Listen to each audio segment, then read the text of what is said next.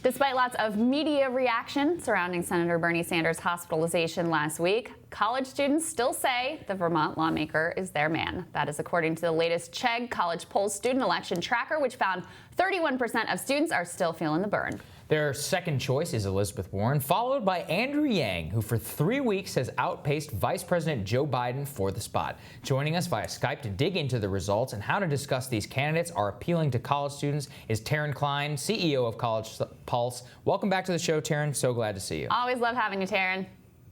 Thank you. Great to be here. Absolutely. Okay, so we've got this latest poll now. We've got Bernie Sanders topping at 31%, Elizabeth Warren close behind at 28%, Andrew Yang at 10%, and the former Vice President Joe Biden at 9%. What are the general trends that you're seeing in the data, Taryn, that over a longer period of time?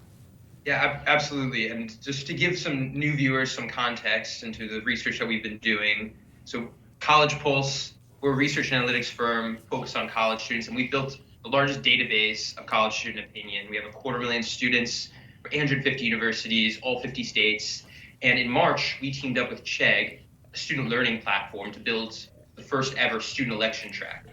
So since March, we've been polling 1,500 college students every single week to understand how student preferences for candidates are changing and what candidates can actually do to win the college vote.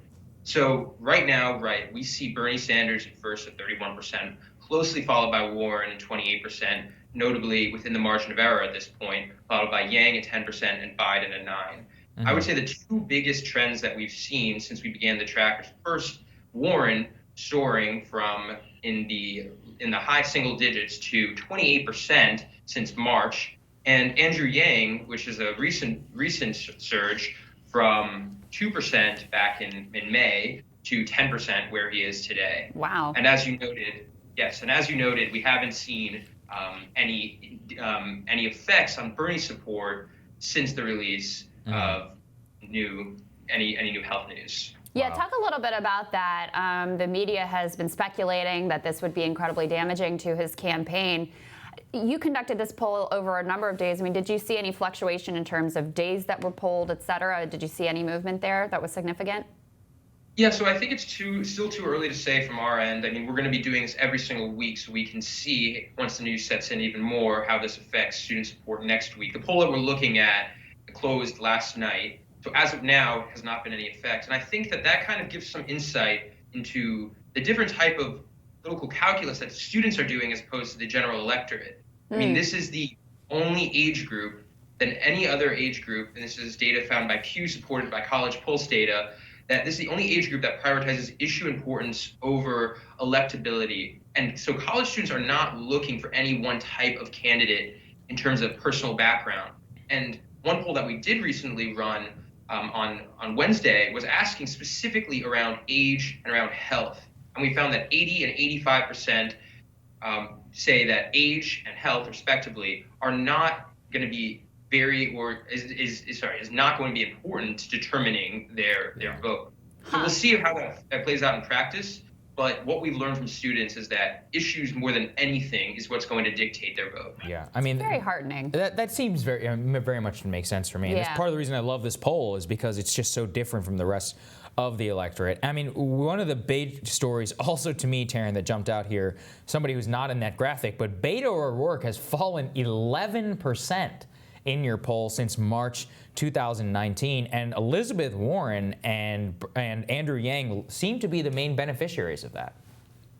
Yeah, that's what we've seen so far. And when you look at the issues that are most important to students, the most important one is the environment at 36%.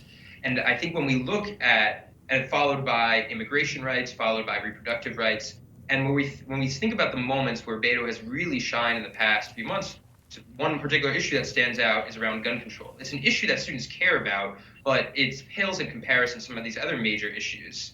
So we're going to be keeping track of Beto's support, but you're right that his support has actually gone to candidates such as Andrew Yang and Elizabeth Warren. Yeah. Do you have insights into why Andrew Yang in particular is caught on?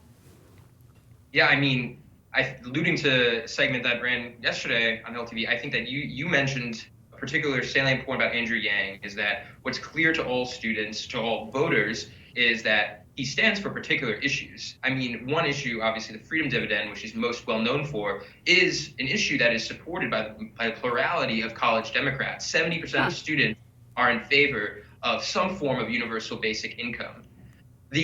On the flip side, an issue for Andrew Yang is while college students say that they are not looking for a particular candidate profile, they do say that there are qualities that might harm a particular candidate's candidacy. And one of those is if they've never held office. 72% of Democratic students say they would be less likely to support a candidate who has never held elected office. And that might be something that might be difficult for Andrew Yang to overcome. Did you say 70% of college students support some form of UBI? Correct. That's unbelievable. Wow. What So is that's another? let me college Democrats. College Democrats. Okay. That is fascinating. That is really interesting.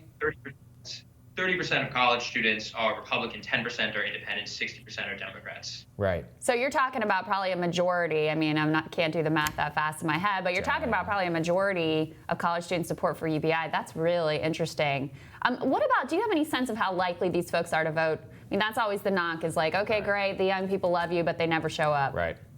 Yeah, absolutely. And I did something very dangerous after the last time I was on. I went to YouTube comments and I saw that was a very, very prevalent statement among your viewers is that this is all great, but are they going to vote? And so first off, we're not talking about like a few college students on the quad or on Ivy League universities. We're talking about 20 million college students in the United States. And looking at the last midterm elections from the 2012 to 2016, we saw the biggest increased turnout from any 82% increase from any of, and that's the biggest of any age demographic. And so we have reason to believe the numbers support that college students are going to be turning out in this next election. And in terms of sheer quantity, especially their presence in swing states, there are, for instance, looking at Pennsylvania, where in 2016 it was the Trump and from Hillary the difference was tens of thousands. There's 150 universities in Pennsylvania. So I think that this is an issue that is particularly this is a demographic particularly important for candidates to focus on, and that was the initial reason why we teamed up with Chegg to shed some light on what these students are thinking. Yeah. Well, Taryn, thank you so much for joining us. Amazing insights as always. So Can't wait to have you back. Yeah, thanks, Taryn. Thank you. Next on Rising, STEM is one of the fastest growing fields in academia, but there is still a strong gender imbalance. Qualcomm Senior Vice President Susie Armstrong explains what could be done to get more women integrated into science as a part of our new series powered by STEM when Rising continues.